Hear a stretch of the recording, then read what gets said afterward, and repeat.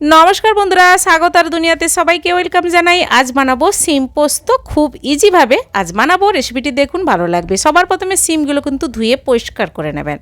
তারপর বঁটি দিয়ে সিমের দুদিকটা কেটে সাইডের পাতলা স্তরটা কিন্তু আপনারা এইভাবে ছাড়িয়ে নেবেন। তারপর একটা সিম এইভাবে মাঝখান দিয়ে কেটে নিচ্ছি। একটা সিম দুটো ভাগ করে কেটে নেব সবগুলো সিম। শীতকালে শিমের এই রেসিপিটা থাকলে কিন্তু গরম ভাতের সঙ্গে দুর্দান্ত লাগে। সবগুলো কেটে নেওয়ার পর মিক্সি জারে একটা মশলা পেস্ট করে নিচ্ছি। পোস্ত, সাদা তিল আর সাদা সর্ষে দিয়ে দিলাম। 2 থেকে 3টে কাঁচা লঙ্কা আর একটা টমেটো টুকরো করে কেটে দিয়ে দিলাম আর সামান্য জল দিয়ে দিলাম। এই মশলাটা কিন্তু আমি ভালোভাবে পেস্টটা করে নেব। মশলাটা পেস্ট করে নেওয়ার পর গ্যাস অন করে কড়াই মধ্যে সর্ষের তেল 2 টেবিল স্পুন দিয়ে দিলাম কালো জিরে আর একটা শুকনো লঙ্কা ফাটিয়ে দিলাম। কোচানো পেঁয়াজ দিয়ে দেব। পেঁয়াজটা তেলের সঙ্গে নাড়াচাড়া করে ভেজে নেব। তারপর দিয়ে দেব ধুয়ে পরিষ্কার করে কেটে নেওয়া সিম।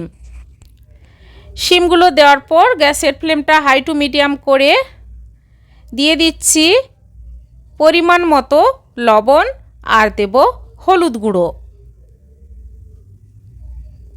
1 মিনিটের মতো টাইম দিয়ে কিন্তু সিমটা নাড়াচাড়া করে ভেজে নিতে হবে। এরপর দিয়ে দিচ্ছি সামান্য পরিমাণ কাশ্মীরি লঙ্কার গুঁড়ো। নাড়াচাড়া করার পর ঢাকা দিয়ে মিনিট 5 গ্যাসের ফ্লেমটা লো রেখে দিয়েছিলাম। এরপর মিক্সিতে পেস্ট করে রাখা মশলাটা দিয়ে দিলাম।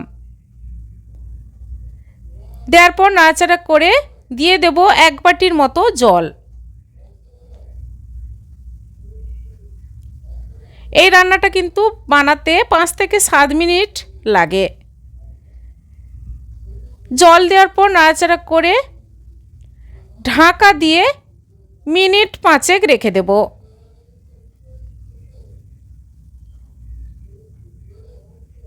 5 মিনিট পর ঢাকাটা খুলে নিলাম। দারুণ একটা গন্ধ বেরিয়েছে।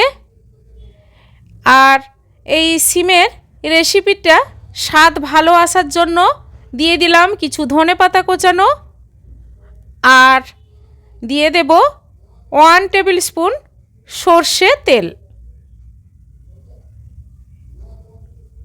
ব্যাস তৈরি হয়ে গেল সিম পোস্ত রেসিপি। বন্ধুরা, এভাবে বাড়িতে বানিয়ে ফেলুন, গরম ভাতের সঙ্গে খান। কেমন হয়েছে রেসিপিটি কিন্তু অবশ্যই কমেন্ট করে জানাবেন। সার্ভ করে নিচ্ছি। রেসিপিটি ভালো লেগে থাকলে ছোট্ট একটা লাইক করবেন আর আমার চ্যানেলটি বন্ধুরা সাবস্ক্রাইব করে নেবেন। আবার হাজির হব যে কোনো সময় নতুন কোনো রেসিপি নিয়ে। সবাই ভালো থাকুন, সুস্থ থাকুন। ধন্যবাদ।